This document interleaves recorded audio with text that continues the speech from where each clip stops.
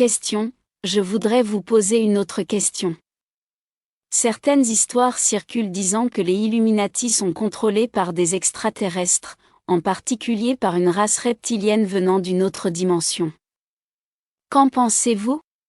Réponse. Ma réponse va sans doute faire des mécontents, mais je ne veux froisser personne.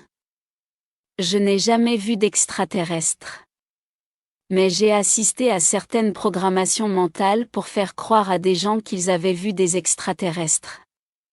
Les Illuminati voulaient ainsi couvrir leurs expériences de programmation mentale si jamais les victimes se rappelaient quelque chose. Aucun des hauts responsables que j'ai connus ne croyait en l'existence des extraterrestres. Mais je ne leur ai jamais posé la question. Je crois personnellement que cette histoire de race reptilienne n'est en réalité qu'une manifestation de démons. J'ai aussi assisté à des changements de forme physique, sous l'influence des démons, et à d'autres choses semblables. Certains pourront me reprocher de croire à l'existence des démons et que c'est aussi absurde que de croire aux extraterrestres. Aussi voudrais-je rappeler ce que les Illuminati croient réellement. Ils savent qu'il existe des êtres spirituels ou surnaturels. Mais ils croient qu'ils peuvent les contrôler. Je sais que certains lecteurs me diront que les changements de forme physique n'étaient que des hallucinations provoquées par les drogues qui étaient absorbées au cours d'un rituel. Je laisse chacun décider de ce qu'il veut croire en fonction des limites de son confort personnel. Mais je peux vous assurer qu'aucun extraterrestre n'est venu visiter Washington ou San Diego quand j'y étais. En tout cas, je n'en ai jamais vu personnellement. Question. Parlez-moi encore de ces changements de forme physique. J'en ai déjà entendu parler. Cela ne se produit pas seulement au cours des rituels? J'ai entendu dire que certains hommes politiques pouvaient se déplacer dans l'espace. Quand vous dites que ces changements sont provoqués par des démons, parlez-vous de certains démons particuliers? Se peut-il que ces démons soient en fait certains extraterrestres qui influencent les Illuminati? Réponse. Puisque vous parlez de changement de forme physique, je vais vous donner quelques informations supplémentaires. Mais je vous dirai aussi ce que je crois personnellement. Je ne peux m'empêcher ici de parler de certains aspects fondamentaux de ma foi chrétienne, quand on parle des démons. J'ai été élevé dans un groupe qui glorifie tout ce qui est démoniaque. Puis, il y a quelques années, je suis devenue chrétienne. Je crois honnêtement que sans ma foi en Jésus-Christ, je n'aurais jamais pu sortir des Illuminati. L'une des raisons pour lesquelles je ne crains pas pour ma vie, quand je témoigne, c'est que je crois que Dieu est capable de me protéger. Son amour est à l'opposé de la cruauté et de la méchanceté que j'ai pu observer dans ce groupe. Sa compassion, sa tendresse et sa pureté infinie sont à l'opposé des ténèbres et des sévices sexuels qui accompagnent les cérémonies rituelles des Illuminati. Je crois que Dieu a pardonné mon passé. Je lui ai sincèrement demandé son pardon. Sans cela, je n'aurais jamais pu continuer à vivre avec le souvenir de tout ce que j'ai fait subir aux autres, comme droguer des jeunes filles pour qu'elles se prostituent pour la secte, pour ne citer qu'un exemple. J'ai abandonné toute ma vie passée. Ce n'est qu'avec Christ que j'ai pu recevoir l'amour, le pardon et la guérison dont j'avais besoin. Mon âme était dégoûtée au plus haut point d'avoir vécu dans ces bas-fonds de la vie et d'avoir vu de quelle cruauté les êtres humains étaient capables envers leurs semblables. Je crois certainement que les démons existent dans le monde occulte. Ils existent réellement. Ils sont organisés en hiérarchie spirituelle, hiérarchie que les Illuminati s'efforcent d'imiter sur le plan physique. Il y a des principautés et des démons inférieurs. Ils contrôlent les portes d'entrée dans d'autres dimensions spirituelles qui ne devraient absolument pas intéresser des êtres humains. Ces choses sont extrêmement destructrices. Les changements de forme physique se passaient en général au cours d'une cérémonie occulte. Ceux qui changeaient ainsi de forme s'étaient complètement livrés à l'activité des démons. Ces hommes se changeaient ainsi en animaux, pendant une certaine période de temps, ou en d'autres créatures hideuses, qui n'étaient absolument pas des extraterrestres. C'était l'activité des démons qui permettait à des êtres humains de révéler ainsi le domaine démoniaque, en déformant aussi ce qu'ils voyaient. J'ai aussi vu des gens devenir temporairement aveugles à cause de l'influence des démons. J'ai vu des animaux tués par une puissance spirituelle, quand plusieurs personnes faisaient un cercle et concentraient leur énergie pour tuer l'animal. Ces gens n'étaient pas des extraterrestres. J'ai été élevé avec certains d'entre eux. Ma propre mère faisait cela. Elle n'était pourtant pas une extraterrestre. J'ai moi-même parfois participé à de telles choses. Je ne suis pas une extraterrestre, mais un être humain blessé. Je crois aussi que les démons peuvent avoir des relations sexuelles avec les humains parce que le livre de la Genèse en parle.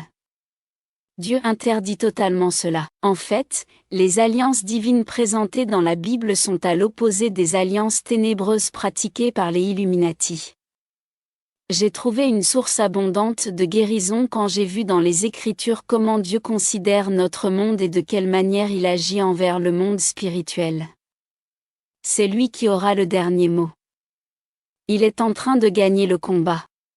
Je vais vous raconter un rêve que j'ai eu il y a 2 ans. Je me tenais dans une grande salle circulaire, avec des rangées de sièges. Sur le mur, il y avait une grande représentation du monde avec une guirlande. La salle était remplie de gens en robes longues. Je savais que j'étais devant le Conseil mondial suprême, celui qui gouvernera le monde quand le nouvel ordre mondial sera installé. Ils me désignaient du doigt, me disant que j'avais trahi leur cause et que je devais mourir. Les ténèbres et l'oppression qui régnaient dans cette salle étaient intolérables. J'étouffais dans cette atmosphère. L'un des dirigeants s'avança et me dit que je devais mourir de la mort des traîtres, à moins de retourner au sein de la famille. J'ai combattu la tentation diabolique de céder pour sauver ma vie. Intérieurement, j'ai crié au Seigneur et je lui ai dit, « Jésus, sauve-moi !» Aussitôt, l'amour et la paix du Seigneur ont envahi mon cœur. Je n'avais plus peur. Je lui ai répondu, « Non, parce que vous êtes vaincu, même si vous ne le savez pas. Vous pouvez tuer mon corps, mais je sers un Dieu qui t'a vaincu et qui a vaincu tous ceux qui sont dans cette salle. » Je me suis réveillé à ce moment-là, rempli de joie. Vous comprenez pourquoi je ne crains aucunement de répondre à vos questions sur mon passé. Je crois en un Dieu qui est plus grand que tous les plans de ces hommes mauvais. Ils peuvent comploter autant qu'ils le veulent. Mais tous leurs plans seront finalement détruits. Demandez-moi donc tout ce que vous voulez et je vous raconterai tout ce dont je me souviens. Cela ne me gêne pas de dévoiler ce que font ces gens. Je sais pourtant que je ne me fais pas trop d'illusions sur ce que le public en général fera de mes révélations. Je respecte votre désir d'enquêter et votre ouverture devant toutes mes réponses. Mais ce que je peux vous dire, et toute mon expérience passée me l'a confirmé, c'est que j'ai vu des démons à l'œuvre, pas des extraterrestres ni une race reptilienne venant de l'espace. Même si les extraterrestres existaient, je me demande s'ils pourraient être aussi méchants et cruels que les démons que j'ai vus agir, en particulier contre les chrétiens attachés à la Bible. Question: avez-vous déjà publiquement raconté votre histoire? Ou est-ce la première fois que vous le faites? Réponse: je n'ai jamais beaucoup parlé de tous les aspects démoniaques parce que c'est un sujet controversé. J'ai déjà parlé de mes expériences à mon mari, à mon médecin, et à une amie proche. Je ne suis pas vraiment une personnalité publique. J'ai horreur du sensationnalisme, parce que cela nous écarte des vrais problèmes, en particulier du problème des enfants torturés et maltraités, et de la nécessité de faire cesser tous ces sévices. Que vous parliez de démons ou d'extraterrestres, l'important, c'est qu'il y a des gens remplis de méchanceté qui se servent des petits enfants, et qui tirent profit de leur souffrance. C'est pour cette raison que j'ai témoigné contre les Illuminati. Question: je suis certain que beaucoup de lecteurs vous diront qu'il ne s'agit que de science-fiction et qui se demandent si tout cela est vrai. Ils aimeraient que vous leur donniez des preuves précises. Que leur diriez-vous? Réponse: je leur dirai, Arrangez-vous pour assister à l'une de leurs cérémonies, et vous aurez plein de preuves. Sauf que je ne souhaite réellement à personne d'assister à ces horreurs. En outre, des êtres qui sont des esprits ne laissent aucune trace physique. Mais je pense qu'il est intéressant de constater que, tout au long de l'histoire, il y a des gens qui ont écrit des témoignages sur ces mêmes phénomènes. Se peut-il que tout ce qu'ils ont écrit soit faux? Ces gens-là pouvaient-ils tous être des menteurs pathologiques, tout au long des siècles? Si vous allez en Afrique, vous entendrez parler des sorciers qui changent de forme physique et qui se transforment en animaux. En Afrique, on ne parle pas de dissociation de la personnalité. Vous pouvez interroger les gens, et ils étaient pleinement conscients quand ils ont assisté à ces choses. Cela se passe aussi en Amérique du Sud et en Asie. Comment ces choses peuvent-elles se passer de la même manière, dans le monde entier, dans des groupes qui n'ont aucun contact les uns avec les autres?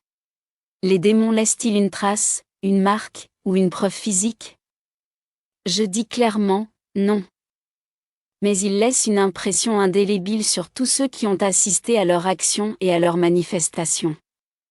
On a gardé des témoignages écrits de ces choses, dès avant la période du Moyen Âge. Je n'ai jamais pris de photos quand cela s'est passé. Les gens doivent donc se contenter des témoignages oraux. Qu'ils les croient ou non, cela m'importe peu en réalité. Je sais ce que j'ai vu. Question: pour conclure cette première série d'interviews, pourriez-vous nous parler des points faibles des Illuminati? Quels sont les domaines où ils sont vulnérables? Y a-t-il un moyen de les arrêter? L'humanité pourra-t-elle dire un jour, c'est fini? Réponse: leur principal point faible est leur arrogance. Je crois l'avoir déjà mentionné. Ces gens pensent qu'ils sont intouchables. Cela peut leur faire commettre des imprudences. Le seul moyen de les arrêter, éventuellement, serait de faire en sorte que les chrétiens prennent ce problème réellement au sérieux et commencent à s'organiser pour empêcher les Illuminati de prendre complètement le pouvoir. Mais il faudrait un miracle pour cela. Il faudrait prier et être guidé par Dieu. Peut-être pourrait-on alors les arrêter. Je l'espère de tout mon cœur.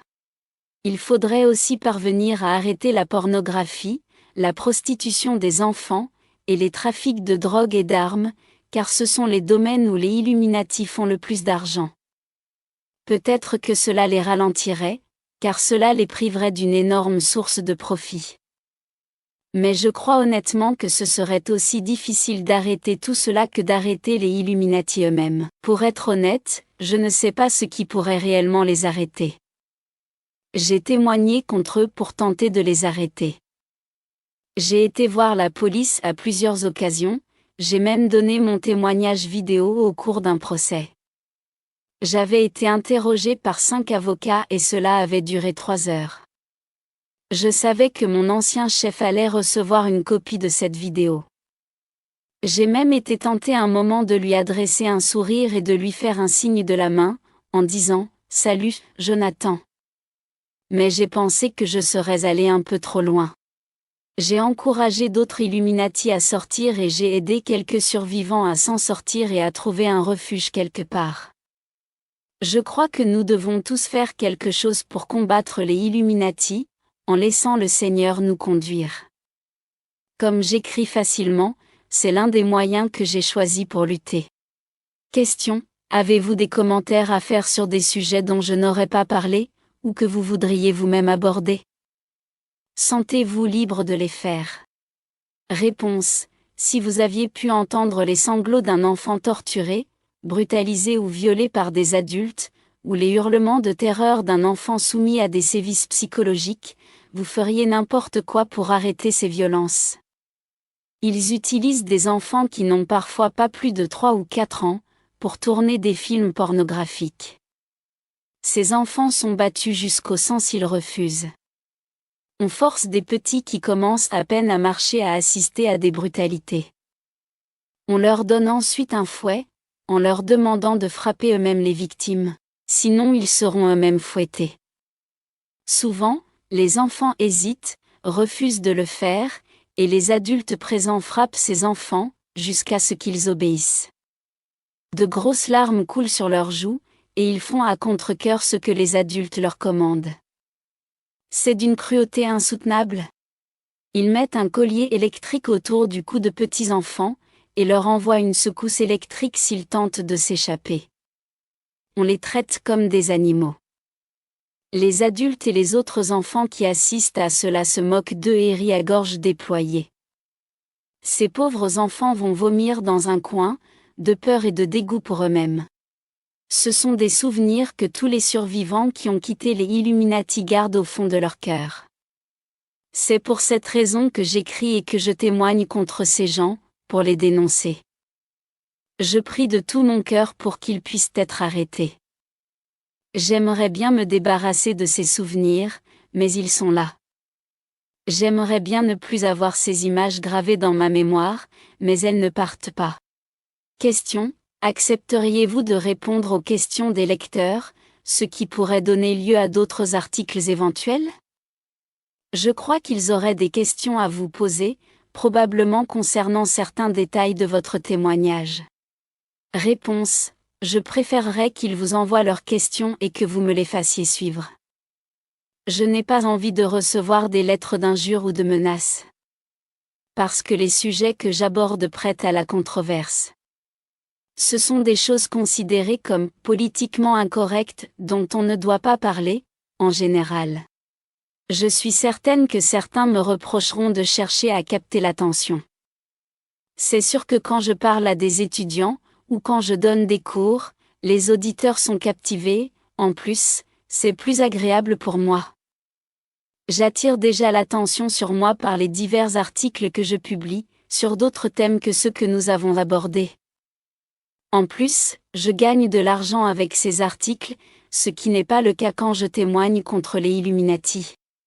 Donc, soyez certains que je ne cherche pas à attirer l'attention sur moi. Ce que je veux, c'est dénoncer ces gens.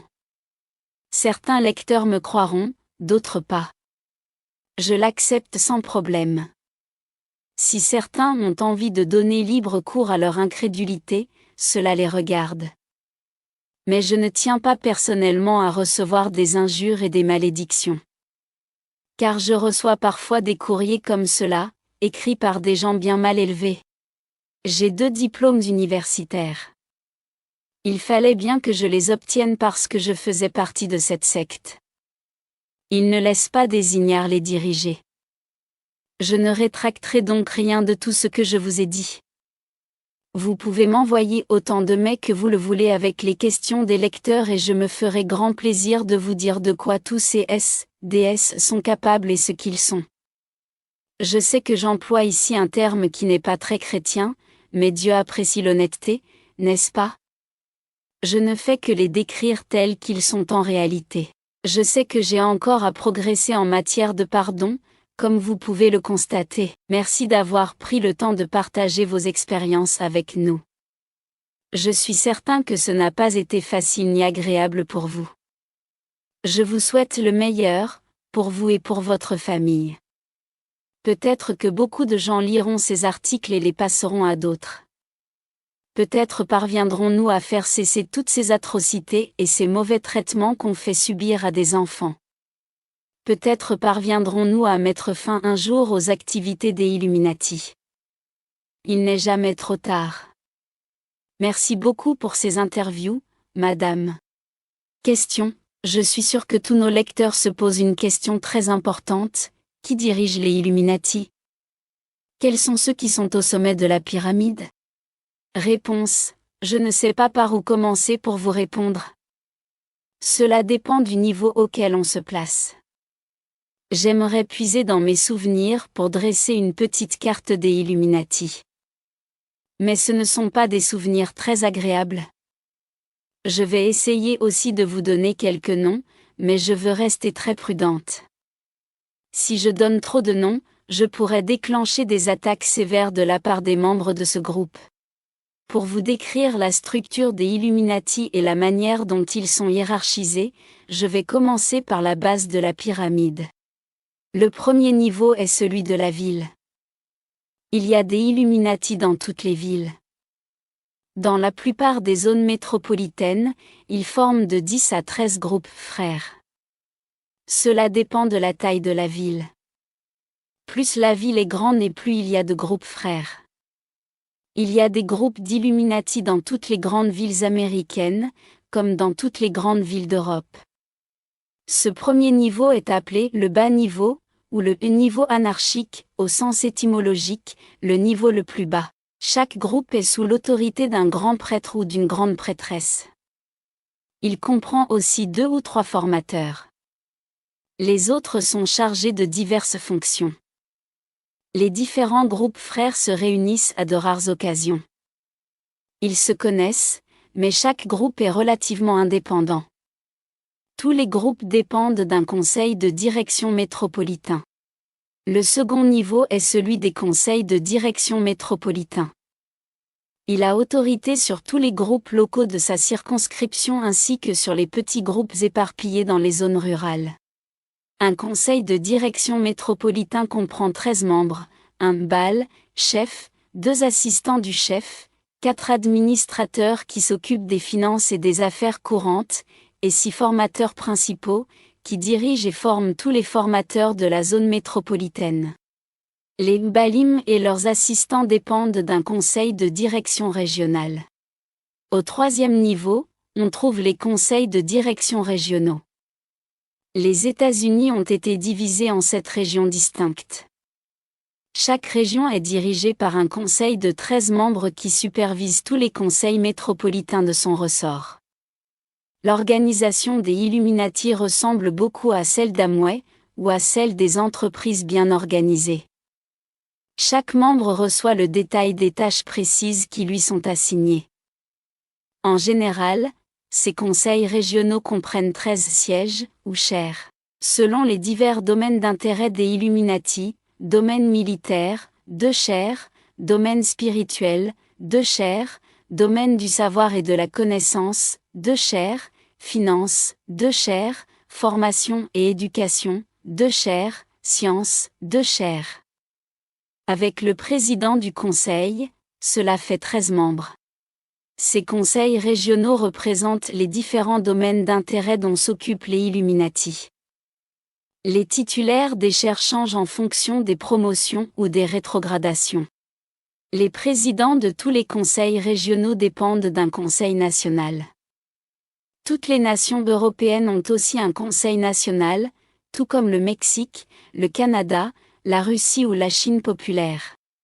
Le conseil national s'occupe des mêmes domaines d'intérêt, mais avec une différence importante, ils sont en général composés de membres de vieilles dynasties financières, comme les familles Rockefeller, Mellon, Carnegie, Rothschild, etc. Je sais que je ne devrais pas les nommer, mais je le fais. En France et en Angleterre, la famille Rothschild possède un siège permanent aux conseils nationaux de ces pays, de même que les descendants des familles royales ou les membres des familles royales régnantes. Un descendant de la dynastie des Habsbourg possède aussi un siège permanent dans son pays. Aux États-Unis, la famille Rockefeller possède un siège permanent au Conseil national. Tous les conseils nationaux dépendent du Conseil mondial suprême. Ce conseil est le prototype de celui qui dominera le monde quand le nouvel ordre mondial sera pleinement installé. Il se réunit régulièrement pour parler des problèmes financiers, des politiques à mettre en œuvre et pour régler les difficultés éventuelles. Là encore, vous retrouvez les membres des vieilles dynasties financières. Vous comprenez à présent pourquoi les Illuminati sont pratiquement intouchables depuis des siècles. Les membres dirigeants, au plus haut niveau, sont extrêmement riches et puissants. J'espère que ce que je vous révèle vous permettra de mieux comprendre ce système. D'où me viennent ces informations ? J'étais membre d'un conseil de direction métropolitain en tant que formatrice principale. Je rencontrais donc des membres du conseil régional dont je dépendais. En outre, on apprend à tous les enfants des Illuminati qui sont leurs dirigeants principaux. On leur demande aussi de leur jurer fidélité, ainsi qu'au nouvel ordre mondial. Question. Quel rôle joueront les Nations Unies à l'avenir et comment voyez-vous ce rôle? Quel est le calendrier des Illuminati? Réponse.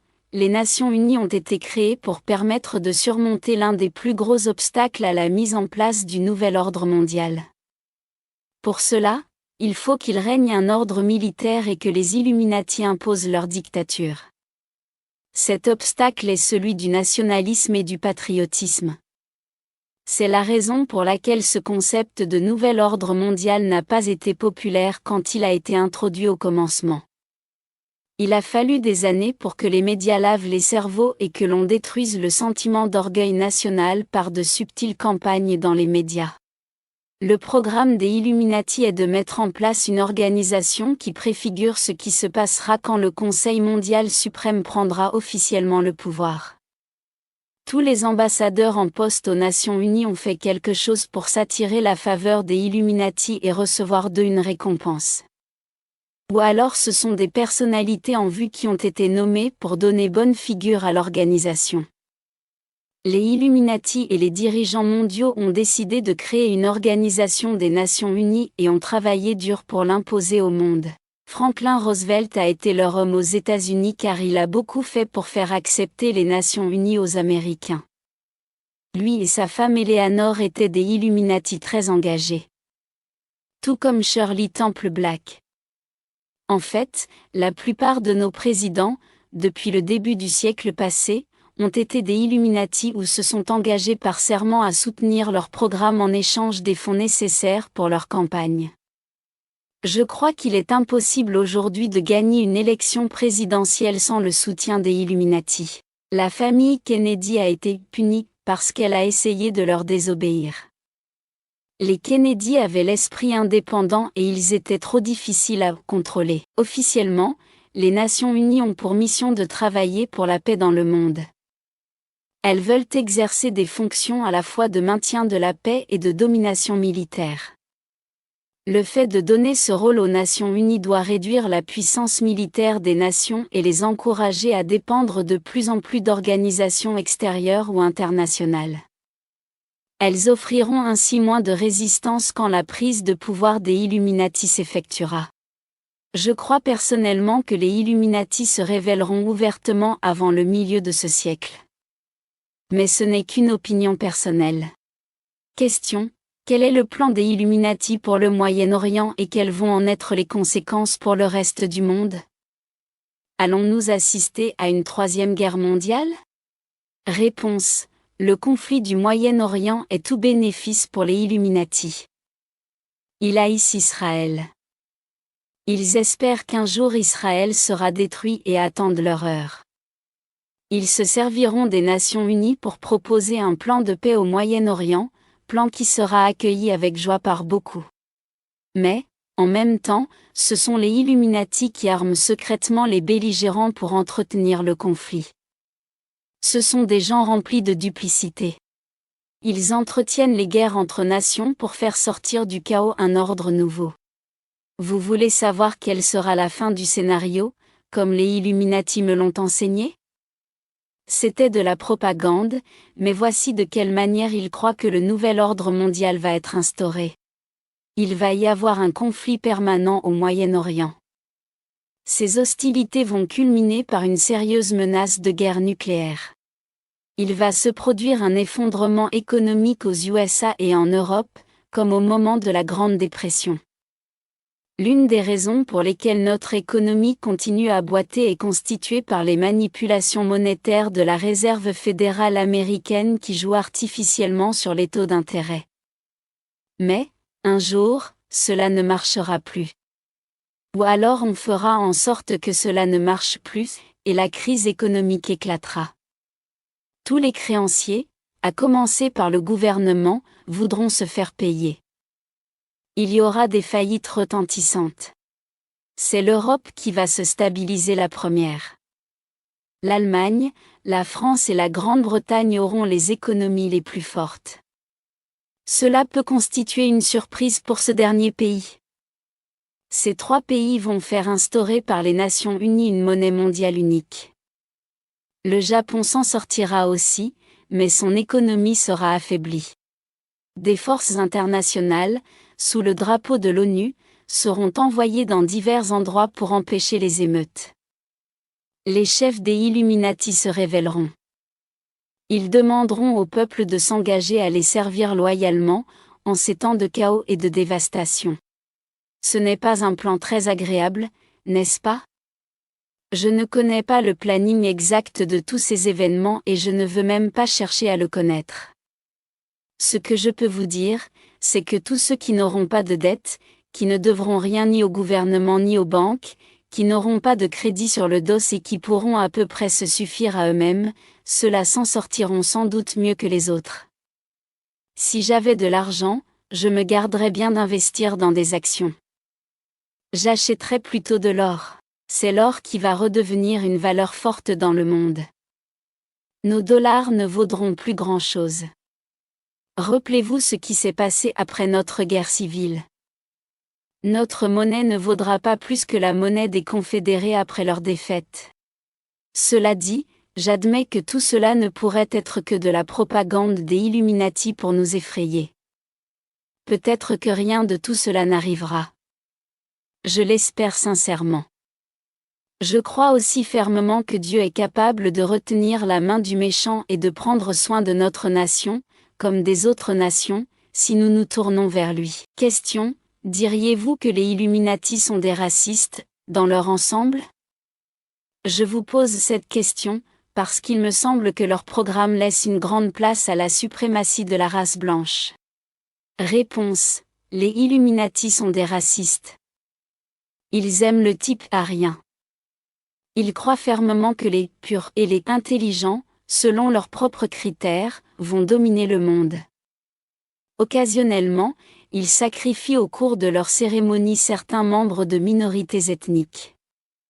Ils s'efforcent de créer génétiquement une race supérieure qui gouvernera le monde avec leurs enfants et leurs descendants.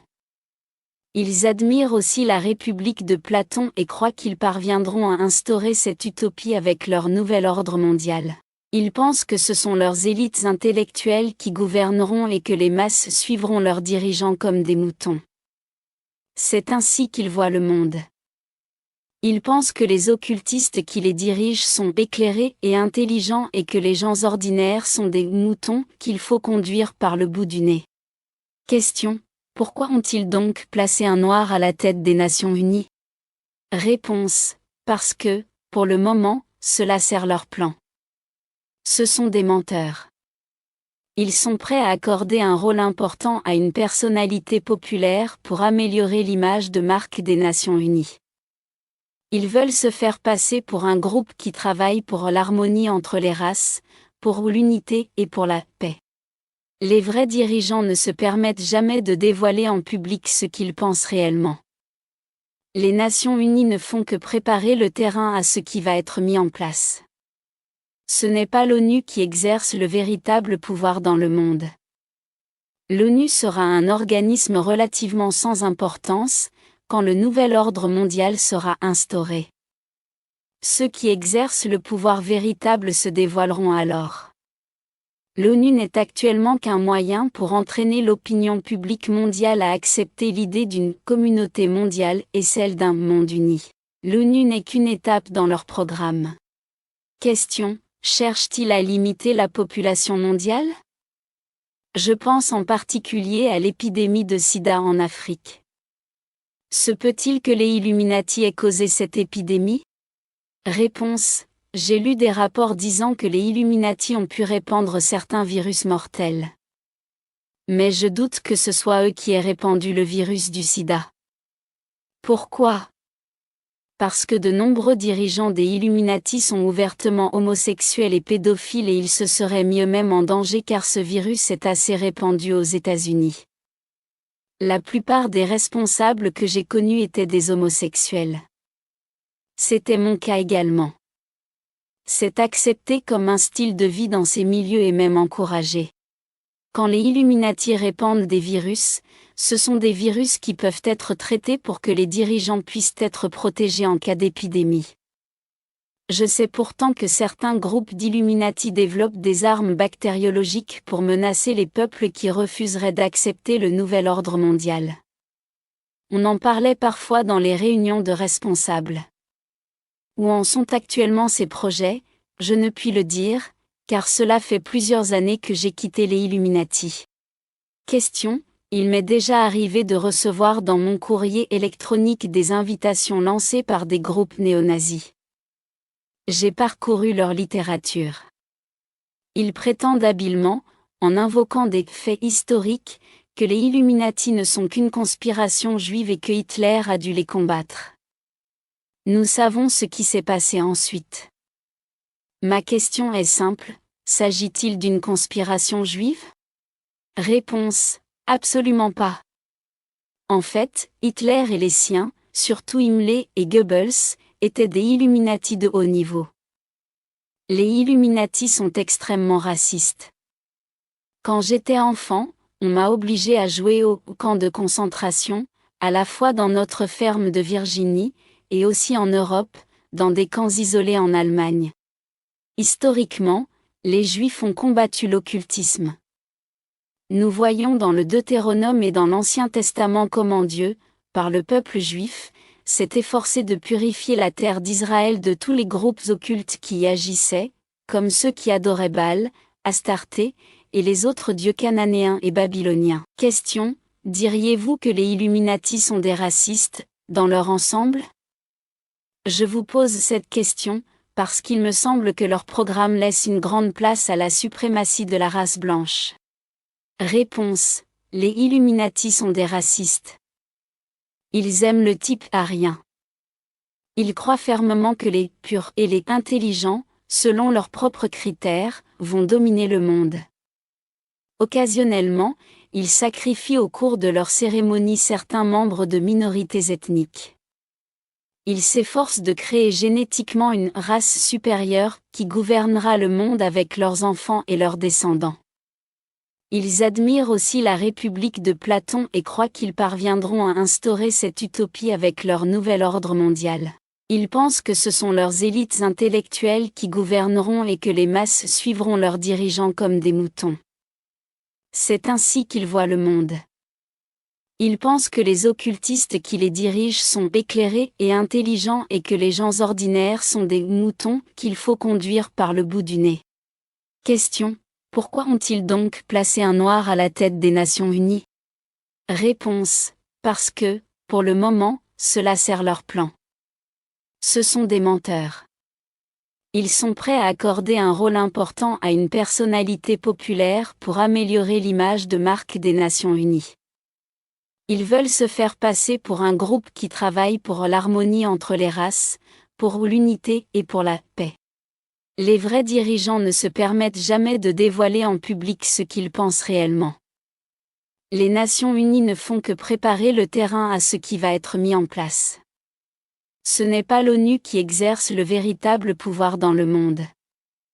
L'ONU sera un organisme relativement sans importance, quand le nouvel ordre mondial sera instauré. Ceux qui exercent le pouvoir véritable se dévoileront alors. L'ONU n'est actuellement qu'un moyen pour entraîner l'opinion publique mondiale à accepter l'idée d'une communauté mondiale et celle d'un monde uni. L'ONU n'est qu'une étape dans leur programme. Question: cherche-t-il à limiter la population mondiale? Je pense en particulier à l'épidémie de sida en Afrique. Se peut-il que les Illuminati aient causé cette épidémie? Réponse: j'ai lu des rapports disant que les Illuminati ont pu répandre certains virus mortels. Mais je doute que ce soit eux qui aient répandu le virus du sida. Pourquoi? Parce que de nombreux dirigeants des Illuminati sont ouvertement homosexuels et pédophiles et ils se seraient mis eux-mêmes en danger car ce virus est assez répandu aux États-Unis. La plupart des responsables que j'ai connus étaient des homosexuels. C'était mon cas également. C'est accepté comme un style de vie dans ces milieux et même encouragé. Quand les Illuminati répandent des virus, ce sont des virus qui peuvent être traités pour que les dirigeants puissent être protégés en cas d'épidémie. Je sais pourtant que certains groupes d'Illuminati développent des armes bactériologiques pour menacer les peuples qui refuseraient d'accepter le nouvel ordre mondial. On en parlait parfois dans les réunions de responsables. Où en sont actuellement ces projets? Je ne puis le dire, car cela fait plusieurs années que j'ai quitté les Illuminati. Question: il m'est déjà arrivé de recevoir dans mon courrier électronique des invitations lancées par des groupes néo-nazis. J'ai parcouru leur littérature. Ils prétendent habilement, en invoquant des faits historiques, que les Illuminati ne sont qu'une conspiration juive et que Hitler a dû les combattre. Nous savons ce qui s'est passé ensuite. Ma question est simple: s'agit-il d'une conspiration juive? Réponse: absolument pas. En fait, Hitler et les siens, surtout Himmler et Goebbels, étaient des Illuminati de haut niveau. Les Illuminati sont extrêmement racistes. Quand j'étais enfant, on m'a obligé à jouer au camp de concentration, à la fois dans notre ferme de Virginie, et aussi en Europe, dans des camps isolés en Allemagne. Historiquement, les Juifs ont combattu l'occultisme. Nous voyons dans le Deutéronome et dans l'Ancien Testament comment Dieu, par le peuple juif, s'est efforcé de purifier la terre d'Israël de tous les groupes occultes qui y agissaient, comme ceux qui adoraient Baal, Astarté, et les autres dieux cananéens et babyloniens. Comme les Illuminati font remonter leur origine à ces divinités de la fertilité, ils sont par nature profondément opposés aux Juifs. Je ne ferai jamais confiance à la littérature des néo-nazis ou d'autres groupes extrémistes, car leurs conceptions sont fondées sur le racisme et sur la notion de race supérieure. Ce sont des choses auxquelles les Illuminati sont très attachés. Ce groupe néo-nazi vous racontait donc des mensonges. Il pensait que vous ne saviez pas que le nazisme avait été fondé par les Illuminati allemands. Question: manifestement, ce rêve d'un homme qui dominerait le monde n'est pas nouveau, historiquement. L'histoire est remplie de tentatives avortées de conquérir le monde et de dominer les hommes. Pour les Illuminati, de quand date ce rêve d'un nouvel ordre mondial? Réponse: les Illuminati eux-mêmes enseignent qu'ils existent depuis des siècles et des siècles, même depuis l'époque des Romains, et qu'Alexandre le Grand était l'un de leurs prototypes. Leur prototype moderne était Hitler. Mais les Illuminati, tels que nous les connaissons aujourd'hui, ont été fondés au XVIIe siècle, sous l'influence du catholicisme, c'est-à-dire des Templiers et des Rosicruciens. L'idée d'un nouvel ordre mondial a commencé à se répandre au début du XVIIIe siècle, avec les idées de Weishaupt et d'autres. Ils travaillent à atteindre leur objectif actuel depuis le milieu du XVIIIe siècle. Question: les Illuminati manipulent-ils la société en utilisant l'histoire, comme celle de l'Égypte, de Rome ou de l'Empire britannique? Jusqu'où remonte exactement l'histoire des Illuminati, même si leurs actions avaient d'autres formes qu'aujourd'hui? Réponse: les Illuminati eux-mêmes disent qu'ils remontent à Babylone, vers l'année 3900 avant Jésus-Christ. Il s'agit probablement de propagande. Ils prétendent être fondés sur les doctrines secrètes de toutes les religions antiques et sur les pratiques occultes et ésotériques. Mais ils semblent descendre plus directement des Templiers, un ordre de chevaliers du Moyen Âge, ainsi que des Rosicruciens, dont la fondation remonte à peu près à la même époque. Je ne sais pas quelle part de programmation était mêlée à ce qu'on nous enseignait sur l'histoire de la secte, quand j'étais enfant. S'agit-il d'une vérité historique? Je ne peux l'affirmer. Je ne peux donc constituer une source objective d'information. Comme partout, les Illuminati tendent à vouloir idéaliser leurs racines. Question: puisqu'ils sont si intelligents, les Illuminati doivent savoir que les empires, comme les civilisations, n'ont en général pas duré très longtemps.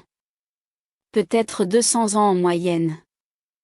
La fin de tous ces empires a-t-elle été naturelle ou était-elle programmée? Les Illuminati étaient-ils responsables de la chute des empires? Détruisent-ils intentionnellement des civilisations, afin d'en créer de nouvelles, pour mieux étendre leur domination? Réponse: quand j'étais enfant, on m'a enseigné que les Illuminati conseillaient et finançaient tous les monarques de l'histoire ancienne, comme ils le font pour ceux de l'histoire moderne. Ils affirment que ce sont eux qui ont manipulé l'histoire depuis 2000 ans. Mais je crois pour ma part que les peuples ont aussi leur libre arbitre. Aucun Illuminati ne peut complètement contrôler la nature humaine. Ils ne savent pas exactement comment les peuples vont se comporter. Je ne crois pas qu'ils aient accompli tout ce qu'ils prétendent avoir accompli. Pourtant, il est vrai qu'ils ont exercé une profonde influence, surtout depuis 200 ans, sur tous les gouvernements du monde, et sur la vie internationale. Je dis cela en fonction de ce que j'ai pu moi-même observer chez eux. Question: vous avez dit que les Illuminati travaillent dur pour atteindre leur objectif de nouvel ordre mondial. Ils veulent être les dirigeants de cette nouvelle société. Quand les Illuminati considéreront-ils d'ONC qu'ils ont atteint leurs objectifs? Quelle est leur vision de ce glorieux ordre nouveau? Quel type de politique appliqueront-ils? Sera-t-elle de type dictatorial, communiste ou démocratique? Leur désir de contrôler le monde va-t-il aboutir? Réponse: on m'avait enseigné que dans ce nouvel ordre mondial, il y aurait tout d'abord un gouvernement fortement dictatorial et militariste. C'est pour cela qu'ils font subir à tous leurs membres cette intense formation militaire, à tous les niveaux, pour pouvoir imposer leur politique. Pourquoi? Parce que tous ne vont pas accueillir à bras ouverts leur dictature éclairée. Ils auront des opposants. Ils entraînent leur armée aux techniques de contrôle des foules. Il y aura des camps où ils enverront les opposants. Pensez à l'Allemagne de Hitler qui était un prototype du nouvel ordre mondial. Le Conseil mondial suprême mettra en place un gouvernement extrêmement autoritaire, hiérarchisé et centralisé, comme l'est leur organisation actuelle. Dans une seconde phase, ils mettront en place un gouvernement semi-marxiste, proche du socialisme militariste de l'URSS. Marx était un Illuminati. On lui a dicté ce qu'il a écrit. Les décisions financières seront prises au niveau national et international. On demandera aux gens de travailler pour un salaire réduit, pour la gloire de servir le nouvel ordre mondial. Selon leur loyauté et leur performance, ils recevront d'autres compensations, tout comme dans la Russie marxiste et léniniste. Une fois les opposants réduits au silence et maîtrisés, les Illuminati pensent qu'ils n'auront plus besoin de lutter pour contrôler le monde. Ils le tiendront en leur pouvoir. Ils mettront alors en œuvre des programmes de sélection génétique afin que seuls les plus brillants et les meilleurs soient admis à procréer. Ceux qui seront considérés comme des rebuts génétiques seront stérilisés. Ils ont les mêmes idées que Hitler dans ce domaine. C'est triste, mais c'est ce qu'ils enseignent. On détectera les enfants qui ont des dispositions occultes et on leur fera suivre des formations spéciales pour développer ces capacités. Ils le font déjà maintenant, mais en secret. Une fois au pouvoir, ils le feront ouvertement.